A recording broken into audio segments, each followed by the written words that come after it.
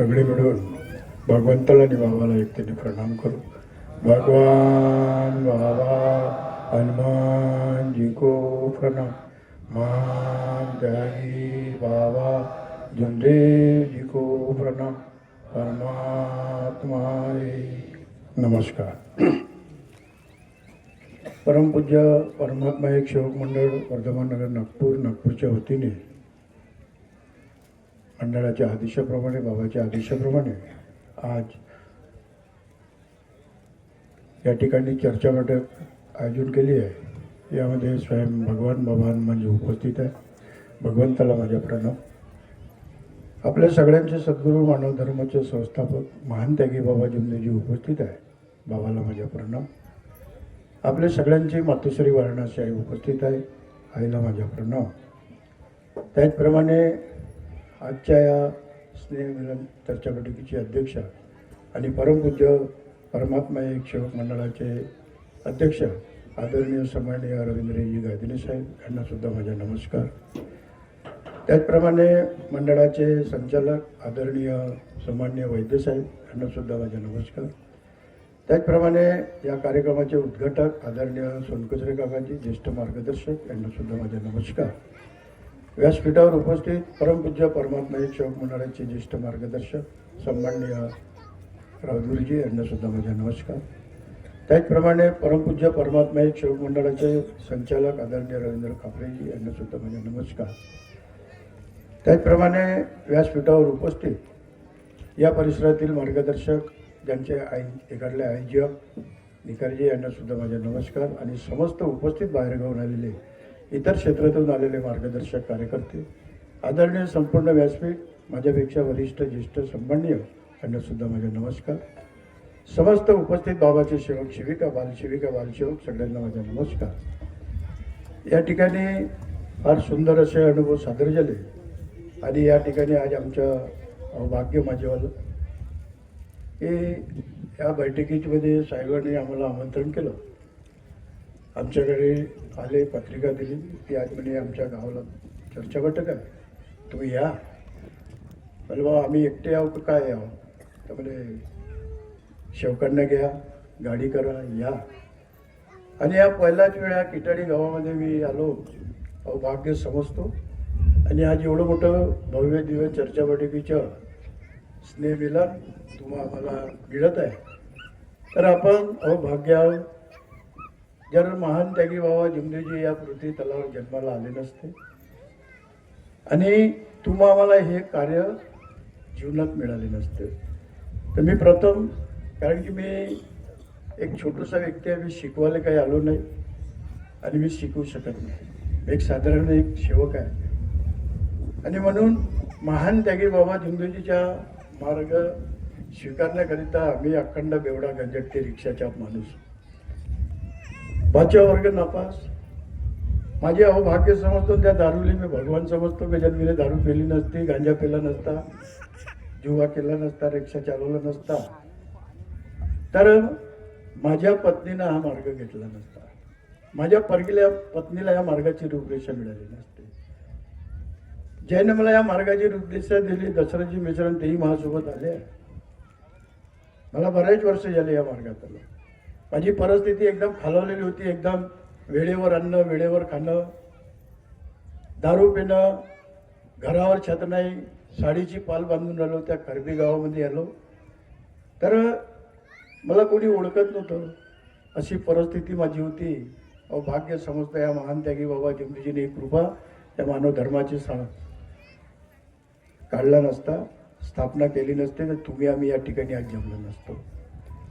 म्हणून पहिल्या दिवसाची आठवण प्रत्येक सेवकाला ठेवायची की बाबा मी होतो कसा आणि तुझ्या दिलेल्या तत्वशब्द निमाने मी आज झालो कसा.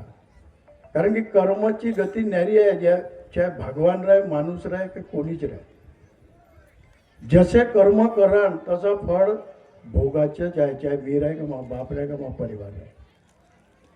तर माझे कर्म त्यावेळेस असे असेल व्यसनाच्या आडी, आणि म्हणून त्या व्यसनाच्या आडी जाऊन माझ्या आईवडिलांना जरी मला जन्माला घातलं मी सुधारलो नाही. धन्य आहे ते महान त्यागी बाबा जमदेवजी जर या मार्गात स्वीकारला नसता. आणि माझे मार्गदर्शक आदरणीय व्यासपीठावर आहे राऊत गुरुजी. त्यांच्याकडे गेलो. माझ्या पत्नीनं माझी जे काही अभ्यर्थी ती सांगितली, त्यांना जे काही शब्द द्यायचे दिले आणि मला 3 दिवसाची कार्य दिली. त्यावेळेस परिस्थिती अशी होती की मी रिक्षा चालली तेव्हा माझं घर चालत होतं.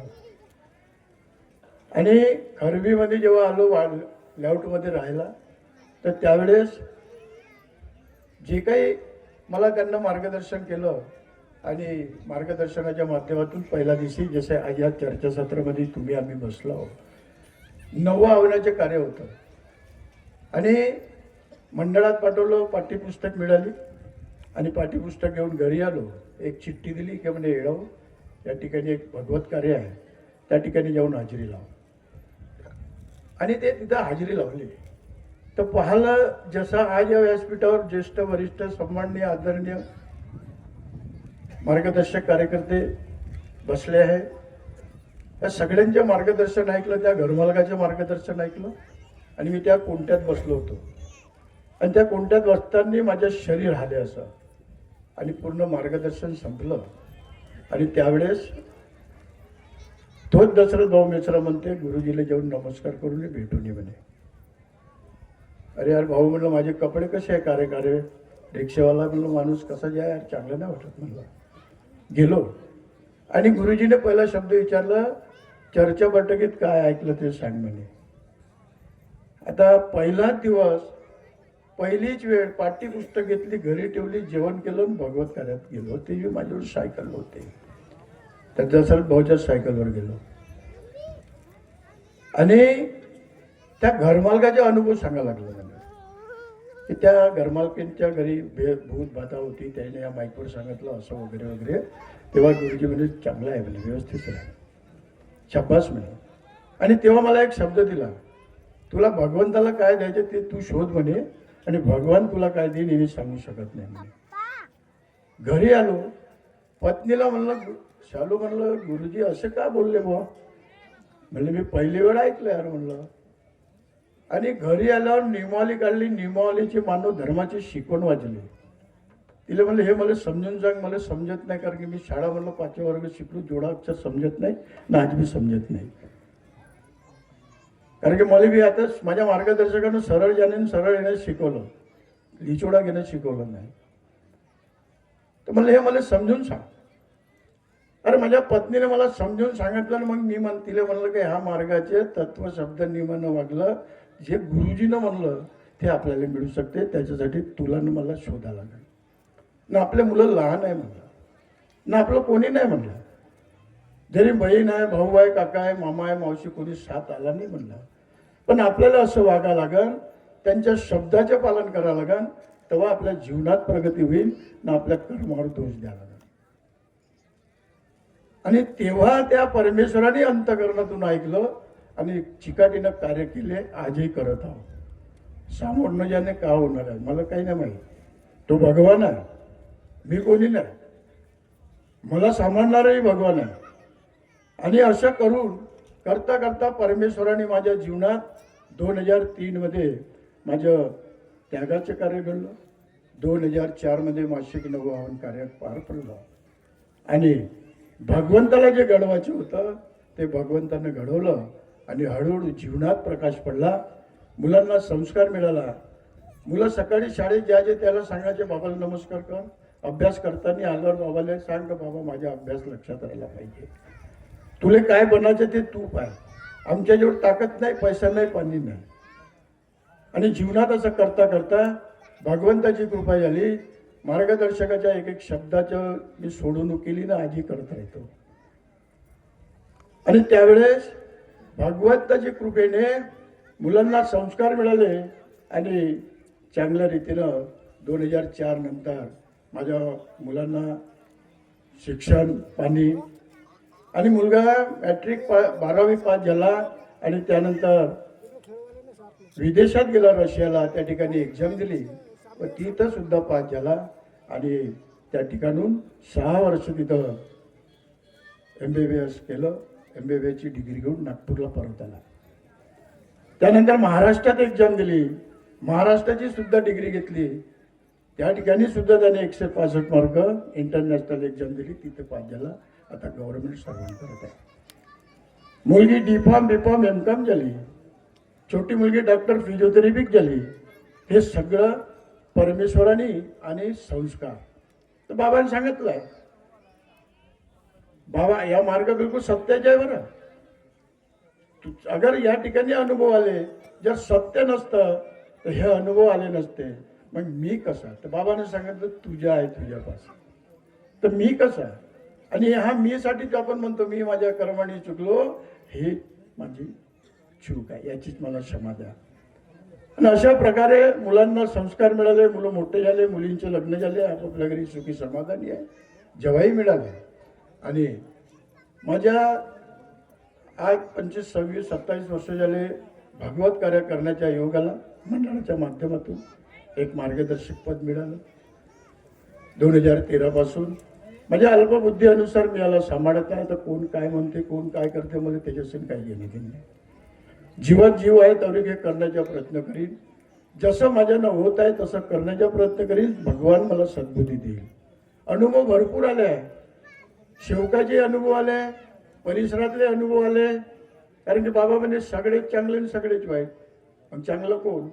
तर या ठिकाणी बोले तैसा चाले, त्याचे वंदन पावले.